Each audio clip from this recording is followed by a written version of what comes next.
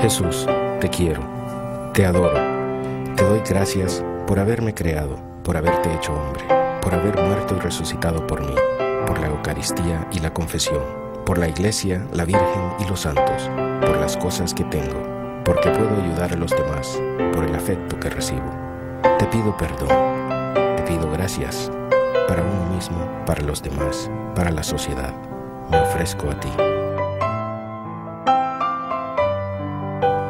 El agradecimiento, corazón del Evangelio.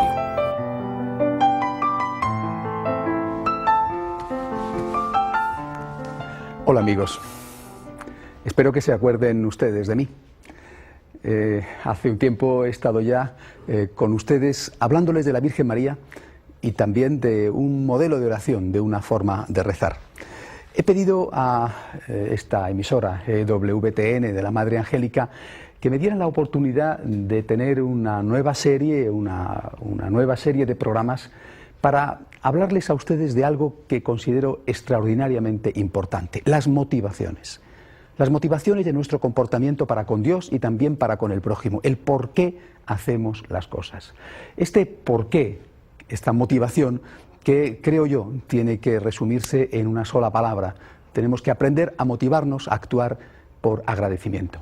Por agradecimiento al Dios que nos ama y por agradecimiento también a las personas que nos aman. Creo yo que la falta de esta motivación, la confusión o la presencia de otras motivaciones es lo que está en la raíz de la crisis que venimos arrastrando desde hace tanto tiempo y también en la crisis, como no, vocacional. De ambas cosas, de la motivación del agradecimiento y de la respuesta que tiene que llevar a la vocación cristiana, incluida la vocación sacerdotal y religiosa, es de lo que quiero hablarles en esta serie de programas que hoy estamos comenzando. Y fíjense ustedes que el motivo es doble. Por un lado, vivimos cada vez más en cualquier país, tanto en España como en Latinoamérica, como en el propio Estados Unidos, como en el conjunto del mundo, vivimos en un contexto cada vez más plural, cada vez más globalizado. Convivimos con personas que no tienen fe o con personas que son de otras fes, de otras religiones. Y esta globalidad, esta pluralidad, hace más urgente que nunca ser conscientes de en qué consiste nuestra propia fe, por qué nosotros actuamos como actuamos, en qué somos iguales a otros y en qué somos distintos. Junto a esto, creo yo que es cada vez más urgente, 2000 años después del nacimiento de Cristo, ser aquello que nosotros tenemos que ser, es decir, ser aquello que Cristo quiso que fuéramos. ¿Estamos comportándonos los cristianos del siglo XXI de acuerdo a la voluntad del Señor o, por el contrario, somos personas que en realidad no nos diferenciamos mucho de los judíos que escucharon a Jesucristo o de los paganos griegos o romanos o de personas de otras religiones que no tienen nada que ver con la nuestra? Este es el objetivo de esta serie de programas, profundizar en la motivación que tenemos que tener para relacionarnos con Dios, en el agradecimiento, y desde ahí entrar en una serie de comportamientos que son consecuencia de esa motivación, de ese agradecimiento, incluido, como digo, la vocación cristiana. Vamos a hacer una pausa, volvemos enseguida para profundizar ya este primer capítulo en este tema tan importante. Hasta ahora mismo, no se vayan ustedes.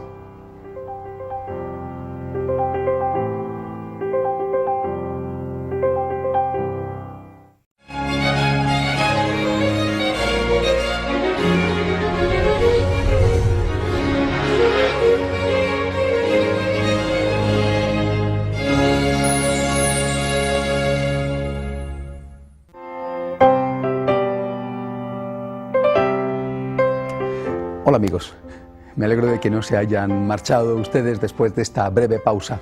Les estaba diciendo hace un momento que estoy preocupado porque tengo la impresión de que después de más de 2000 años del nacimiento de Cristo, lo esencial del cristianismo, el corazón del cristianismo, sigue prácticamente sin estrenar, al menos para la mayoría. Y cuando hablo del corazón y de lo esencial del cristianismo, me refiero a la virtud del agradecimiento, es decir, a la motivación del agradecimiento para relacionarnos con Dios y después también, como consecuencia, para relacionarnos los unos con los otros. Creo yo que porque esta actitud del agradecimiento está prácticamente en mantillas, sin estrenar, es por eso por lo que hay en este momento, entre otras cosas, la fuerte crisis vocacional, tanto de la vocación al compromiso como laico, como de la vocación al compromiso como sacerdote o religioso. Y para poder apoyar esta afirmación, que realmente me produce una gran preocupación, quiero hacer una introducción que les sirva también a ustedes para poder comprender el por qué digo estas cosas. Primero hay que partir de algo que generalmente se ignora, que se pasa por alto para la mayor parte de las personas que han nacido, han crecido dentro de un contexto cristiano, como es el de la inmensa mayoría de nosotros, y es el hecho de que cuando Cristo viene a la tierra, Cristo no es el fundador de la religión, es decir, antes de Cristo ya había otras religiones. La religión cristiana no es la primera religión que existe en el mundo. Toda religión, cualquier religión, y por lo tanto no solo la religión cristiana, la religión católica, cualquier religión, me gusta presentarla como un puente. Una religión es un puente. Un puente une siempre dos orillas, la orilla de Dios, la orilla de la divinidad, y la orilla del hombre, la orilla de la humanidad. Una religión es un puente que une dos orillas y que pone en comunicación una orilla con la otra. Pone en comunicación el hombre con Dios, pone en comunicación Dios con el hombre. Y esto, les repito, ha sido así siempre. Mucho antes de Cristo ya existían religiones, desde los hombres más primitivos. Precisamente la existencia de religión, la existencia del sentimiento religioso, es una de las características de la humanidad que los antropólogos utilizan para saber diferenciar si en un enterramiento, por ejemplo, cuando aparecen huesos de hombres muy antiguos, si son verdaderamente hombres o si son de una especie anterior. La religión es un elemento constitutivo de la naturaleza humana. Siempre ha existido en la inmensa mayoría de los hombres. Pues bien, esta religión, como puente que une Dios y el hombre, ha tendido siempre a, digamos, responder e intentar garantizar algunas cosas fundamentales. Por ejemplo, responder a la pregunta: ¿qué hay después de la muerte? Esta es una de las grandes preguntas del ser humano de todos los tiempos. ¿Qué hay después de la muerte? Cuando yo me muero, ¿desaparezco? Cuando se muere una persona amada por mí, un hijo, un padre, un íntimo amigo, ¿desaparece? ¿Voy a volver a encontrarme con él? ¿O por el contrario, vamos a ser simplemente polvo y barro que después va a fertilizar las plantas? ¿Qué hay después de la muerte? Esta es una pregunta central, fundamental, que la religión ha intentado responder siempre. No solo la religión, ciertamente, también la filosofía, pero por lo que ahora a nosotros nos atiende, nos respecta, creo que hay que centrarse en la respuesta religiosa. Cualquier religión tiene siempre una respuesta para esta gran pregunta, aunque las respuestas sean diferentes. ¿Qué hay después de la muerte? Bien, esta es una de las preguntas, pero no es la única. Otra de las preguntas que la religión, cualquier religión, intenta contestar es la de cómo congraciarse con Dios.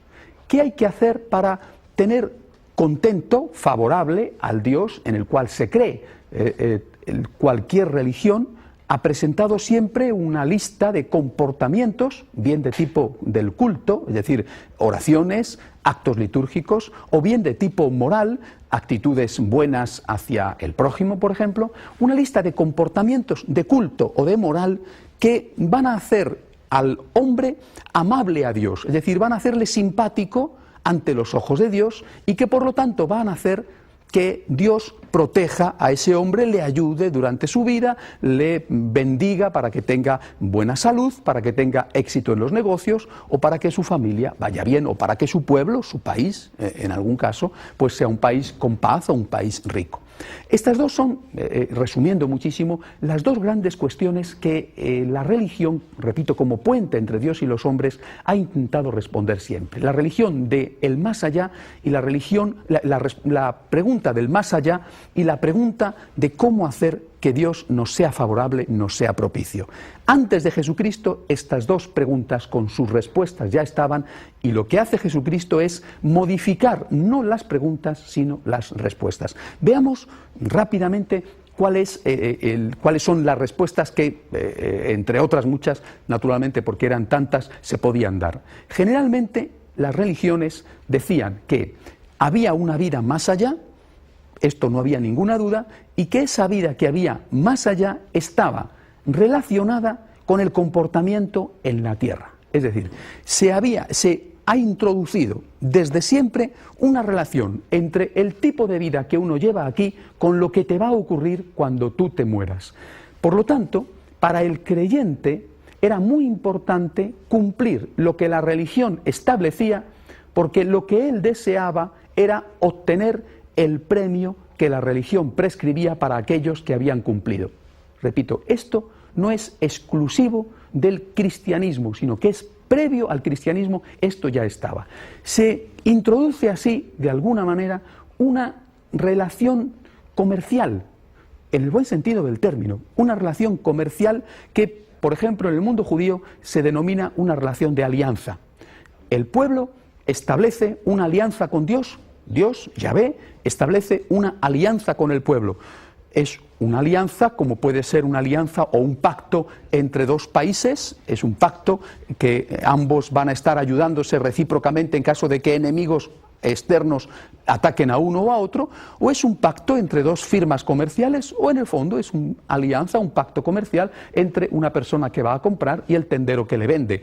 ¿A cómo vende usted esta fruta? A tanto. Bien, yo le doy a usted el dinero, usted me da la fruta.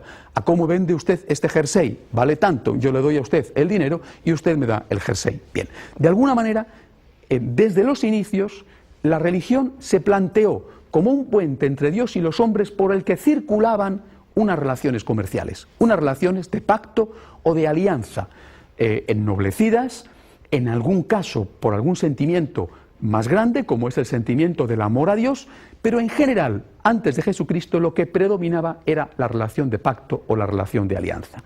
Mezclado con esta relación comercial estaba la amenaza.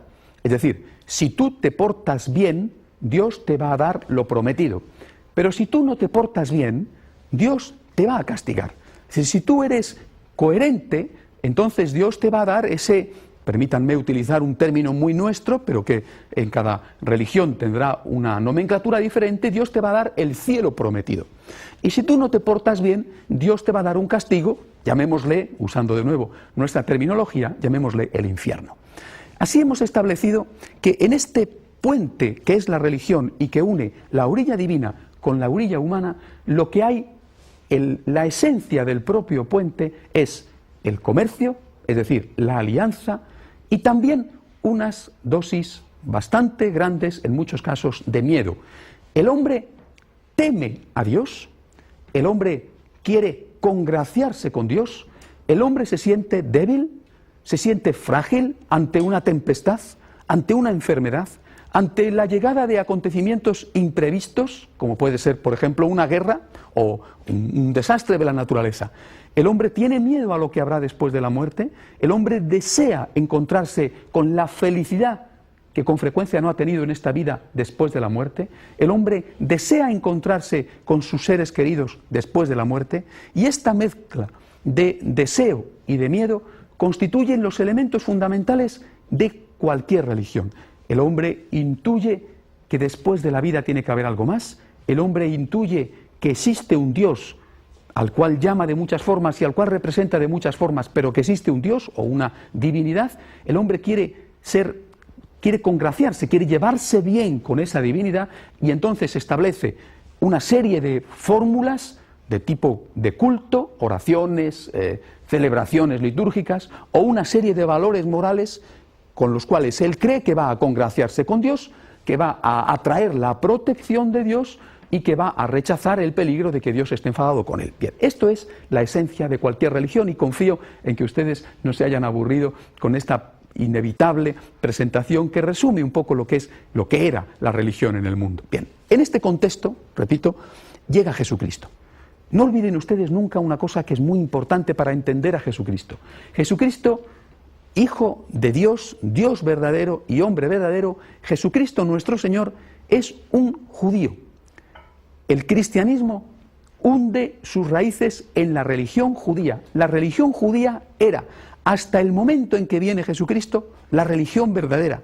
La religión judía había sido preparada por el propio Dios en vistas precisamente al nacimiento de su Hijo y a la plenitud que su Hijo revelará. Había sido preparada por el propio Dios, al cual los judíos llaman Yahvé. Bueno, es el término, es realmente lo de menos. La religión judía, por lo tanto, contiene elementos revelados por el propio Dios y verdaderos, esos elementos que nosotros custodiamos y apreciamos y que se contienen en el Antiguo Testamento. Esa religión judía es esencialmente, como les he dicho antes, una religión de alianza entre Dios y su pueblo. Yahvé le promete al pueblo su protección en la tierra, muy posteriormente, a partir de los macabeos, también la protección en el más allá, en el cielo, si el pueblo es fiel a la alianza, si el pueblo no adora a otros dioses y si el pueblo cumple la tabla moral contenida en el Decálogo, en los 10 mandamientos dados por Dios a Moisés en el Sinaí. En esta religión nace Jesucristo. Judíos eran la Virgen María, los apóstoles y los primeros cristianos, incluido San Pablo. Por lo tanto, la religión cristiana hunde sus raíces en el judaísmo como en algo positivo, no como en algo negativo. Por más que después nuestro Señor tenga que purificar algunos de esos elementos, precisamente de aquellas adherencias que no habían sido reveladas, tenga que purificarlo y llevarlo a la plenitud, no podemos de ningún modo desechar nuestra tradición contenida en el Antiguo Testamento. El Antiguo Testamento es tan cristiano como el Nuevo Testamento, es tan palabra de Dios como el Nuevo Testamento y contiene las verdades reveladas como aquellas. Es la base del edificio y si lo olvidamos perdemos de vista el conjunto. Bien, ¿qué trae Jesucristo a esta relación de alianza? Repito, con esas dosis de egoísmo comercial y con esas dosis, de alguna manera también, de miedo. Miedo a perder el paraíso prometido, miedo a no tener a Dios propicio en los problemas de la vida, tanto en los problemas personales como en los problemas colectivos o del pueblo. ¿Qué trae Jesucristo? Miren ustedes, Cristo viene sobre todo a una cosa. Cristo viene a seducir. Cristo es un seductor. Cristo viene a enamorar. Cristo viene a conquistar con otras armas la misma tierra. Si antes la tierra, que es el corazón del hombre, había sido conquistada con las armas del temor y del respeto, Cristo viene a seducir nuestro corazón para conquistarla con el arma del amor. Cristo viene a enamorarnos, es un seductor. Cristo nuestro Señor, que nace, que se hace hombre, que sufre como un hombre, que se alegra como un hombre, que vive como un hombre, que muere como un hombre torturado, como tantos hombres, que muestra un ejemplo de fidelidad extraordinaria a su propia conciencia y al Dios en el que cree, que resucita y nos abre la vida eterna. Este Cristo, hombre verdadero y Dios verdadero, es un seductor. Mirando al Cristo crucificado, ¿quién de nosotros no se siente atraído por Él? De hecho, Él mismo lo dijo, cuando sea levantado en alto, y hacía alusión a la cruz, cuando sea levantado en alto, atraeré a todos hacia mí. Cristo no viene a meternos el miedo en el cuerpo. Cristo no viene a seducirnos con promesas de vida eterna, por un motivo, porque eso ya estaba. Antes de Cristo ya estaba el miedo como elemento integrante de la religión. Antes de Cristo ya estaba el interés como elemento integrante de la religión. Es con Cristo que se introduce un nuevo elemento que si había aparecido antes era meramente con algunas pinceladas de paso, por ejemplo, en el profeta Oseas, entre otros. Cristo introduce el elemento amor en la relación entre Dios y el hombre. Desde Cristo, desde el advenimiento de Cristo, desde la predicación de Cristo, la vida, muerte y resurrección de Cristo, ese puente que es la religión se convierte en un puente diferente. Por él ya no transitan esos dos elementos en exclusiva, el interés y el miedo. Transita un elemento que es distinto, que es el amor. Un elemento que se convierte en lo específico. Les decía a ustedes al empezar el programa que en este contexto de pluralidad y muchas veces de confusión, nosotros tenemos que tener bien claro quiénes somos, en qué nos diferenciamos de los demás, en qué es distinto un cristiano. ¿En el comportamiento? Ojalá, pero no siempre. ¿Es que no hay muy buenos budistas? ¿Es que no hay muy buenas personas entre los musulmanes? ¿Es que no hay gente generosa, noble, honesta, honrada entre los ateos? Entonces, ¿en qué nos diferenciamos? Tenemos que diferenciarnos, queridos amigos, ante todo en una cosa fundamental, en la motivación de nuestro comportamiento. Eso es lo específicamente cristiano. Un comportamiento, una relación entre Dios y el hombre, una circulación por el puente de la religión que sea distinta. Un comportamiento que esté motivado por el amor. Y cuando digo amor, me refiero siempre a la palabra agradecimiento. Los místicos castellanos, de los cuales les hablaré muchas veces en esta serie de programas que hoy empezamos, los místicos castellanos lo expresaron extraordinariamente bien. Una Santa Teresa de Ávila, un San Juan de la Cruz, un Fray Luis de León y de alguna manera también un San Ignacio de Loyola, aunque dentro de otra línea de espiritualidad, responden precisamente a esta cuestión diciendo que a ellos no les mueve ni el miedo ni el interés, sino el amor. No me mueve mi Dios para quererte el cielo que me tienes prometido, ni me mueve el infierno tan temido para dejar por eso de ofenderte. Pues bien, este corazón del cristianismo, que es el agradecimiento, estuvo presente y evidente para los primeros cristianos desde el principio, porque para ellos era muy chocante el cambio, era evidente y notable la comparación. ¿Cómo no, cuando tenían ante sus ojos lo que hasta ese momento había sido presentado como era el Dios temible, Yahvé, al cual ni siquiera se podía nombrar, y de repente ven a ese Dios temible hecho bebé en Belén y hecho guiñapo crucificado en el Calvario? ¿Cómo no comprender que algo había cambiado? ¿Cómo no enamorarse del Dios que se había hecho hombre y que amaba hasta tal punto al hombre? Es completamente distinto el rostro de Dios. Uno no se puede enamorar del Dios abstracto del cual hablaban los filósofos griegos. Uno puede respetar, y hay que respetar, e incluso uno puede temer al Dios fuerte, poderoso, del cual hablaban los profetas de Israel. Pero al Dios de Jesucristo se le puede y se le debe amar. Y eso lo tuvieron muy claro los primeros cristianos, repito, desde el principio. Sin embargo, por desgracia, pronto ocurrió algo con lo que quizá no se contaba. Naturalmente Dios lo sabe todo, pero no estoy muy seguro de que los hombres pudieran contar con eso. Pasadas las persecuciones, ya saben ustedes, el año 313, el año en el cual el emperador Constantino da el edicto que permite al cristianismo moverse con libertad dentro del imperio y crecer y desarrollarse, además rapidísimamente. Pasadas las persecuciones, ese comportamiento, ese integrante en la nueva relación, que es el agradecimiento y que es el amor, pasadas las persecuciones, eso va desapareciendo. Y vuelven con una fuerza extraordinaria los viejos elementos que no habían desaparecido, porque no tenían por qué desaparecer, pero que habiendo sido colocados en un puesto secundario por Cristo, vuelven a ocupar el primer lugar. Y la religión cristiana, vuelve a transitar por los viejos caminos del miedo y del interés. Cuando, y doy un salto gigantesco en la historia, cuando muy recientemente el Concilio Vaticano II nos invite a todos los cristianos, a todos los católicos, a volver a las fuentes, ¿a qué nos está invitando?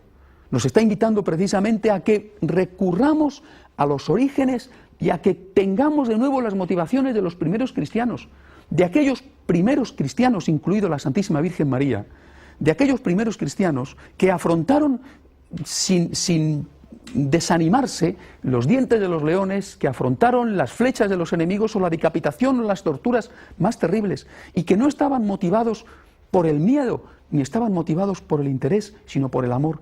En el fondo, el Concilio Vaticano II ha venido a decirnos que tenemos que volver a empezar recuperando la motivación original, la motivación del amor, la motivación del agradecimiento, como hizo María y como han hecho estos 2000 años los muchísimos santos de la Iglesia, tanto aquellos que son conocidos como aquellos otros que son santos anónimos. Pues bien, yo creo que eso es lo que nosotros en este momento tenemos que recuperar, queridos amigos. Tenemos que recuperar la motivación del agradecimiento en nuestro comportamiento. Si el concilio ha servido solo para hacer algunas reformas periféricas, importantes, pero al fin periféricas, como es la reforma de la liturgia, o como es la reforma del tipo de vestido del clero, o de la cercanía del clero al pueblo, Estos son reformas importantes, pero permítanme que lo diga, en el fondo secundarias. La reforma verdadera del concilio está, creo yo, todavía por hacer.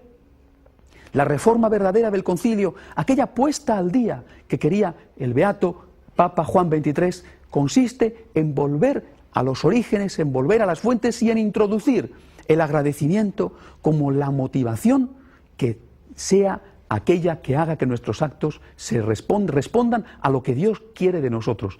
Tenemos que tener una motivación basada en la gratitud y no basada en el miedo o en el interés. Eso es lo fundamental. Con eso todo lo demás, es decir, una vez hecho esto, podremos después saber cómo tenemos que comportarnos. Una vez hecho esto, dejaremos de intentar darle a Dios los mínimos, que es lo que hacemos ahora. Una motivación basada en el miedo regatea siempre con Dios.